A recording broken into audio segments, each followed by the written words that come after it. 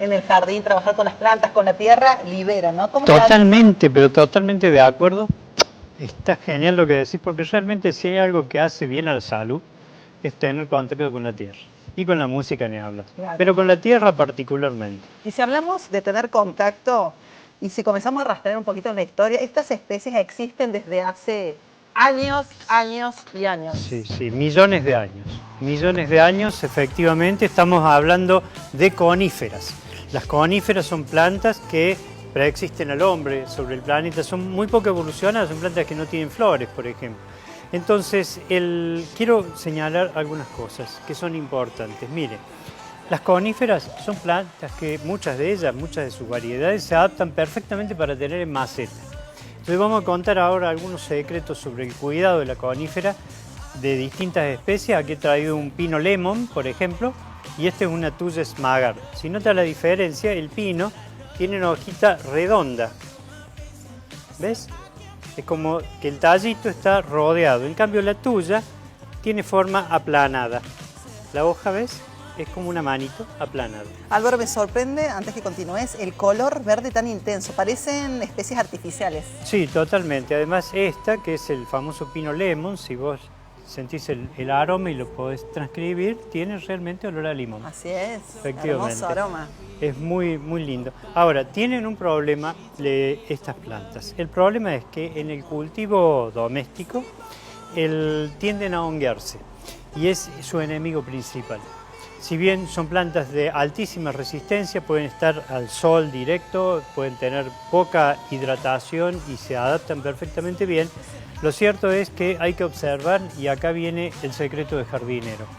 Hay que observar si la planta, la conífera, se seca de afuera hacia adentro, es decir, desde el borde de las hojas hacia el centro del tronco, estamos ante un problema de hidratación. De afuera en ese hacia caso, adentro. claro, en ese caso tenemos que revisar el aporte de agua para que...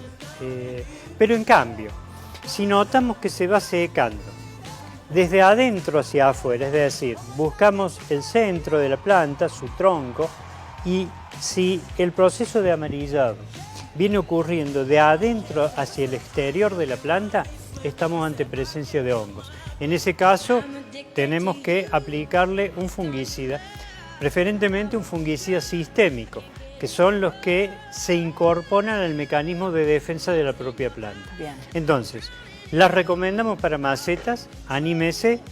Hay que hacerle poda de despunte para que vayan tomando forma, pero siempre con la precaución de no cortar el acápite de la planta, porque eso hace que la planta se deforme. En el caso de los pinos, siempre tenemos que respetar lo que es el vértice.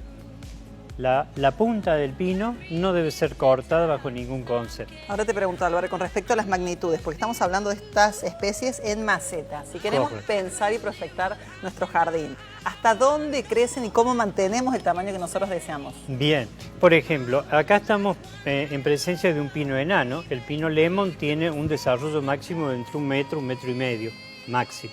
En cambio, en este caso, esta tuya puede llegar hasta 10 o 15 metros de altura.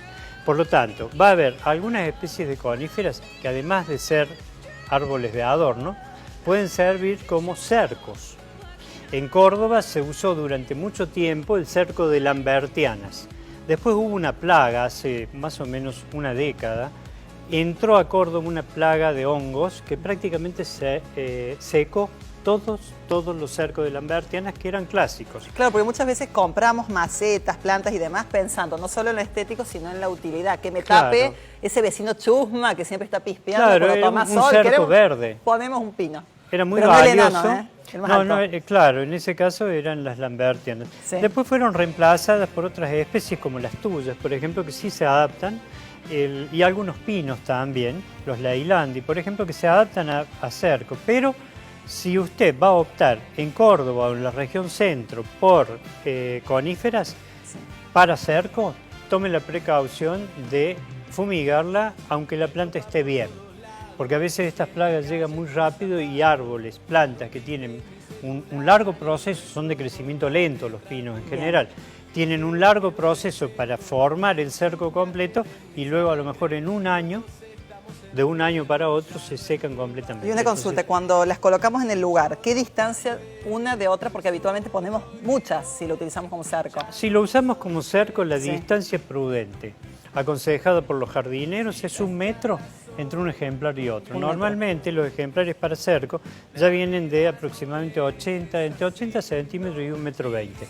Ese es el punto de partida del cerco.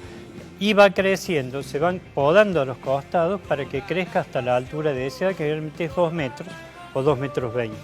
Eso, una vez que llega a la altura deseada, recién se le permite a la planta desarrollarse hacia los costados. Con lo cual, en ese caso ya sí se corta la parte superior y la planta empieza a tomar cuerpo hasta unirse con el ejemplar que tiene. ¿Y en qué tiempo aproximadamente podemos contar con un cerco contundente? Para hacer un cerco contundente y tenerlo compacto, eligiendo por ejemplo una tuya, tenemos que prever un mínimo de tiempo de 5 años. A partir de los 5 años recién vamos a tener el cerco completo. Siendo apto para ansiosos. No, son los cercos verdes en general, salvo algunas especies que se apoyan sobre alambres. En general, los cercos verdes autosustentados tienen un proceso mínimo de 5 años. Por eso es muy importante esto que vos decís, porque mire, a las plantas, cada planta, sin importar la especie, hay que pensar cómo va a ser dentro de 5 años. Claro. Es fundamental. Me encanta, Álvaro. Cualquier duda, porque esto hay muchísimo para hablar, Viveroterapia en las redes sociales o métase ahora a Google si lo tiene a mano por el teléfono, Viveroterapia todo junto, como si fuera una sola palabra porque es algún término inventado. Y ahí toda la gente que sabe de plantas opina y nos hace realmente unos aportes que son formidables. Bueno, yo tengo la suerte de tenerte cerca. ¿Estas especies las puedo usar para Navidad? Ponerle la estrella, las bombitas, las guirnaldas. Sí, totalmente. ¿Sí? Ahora con las luces LED se puede usar ya, como no viene la luz incandescente. Antes cuando se usaba la luz incandescente, esto era un problema porque generalmente estaba la tentación de ponerle las lamparitas y al ser incandescente la resina del pino multiplica el calor y se seca.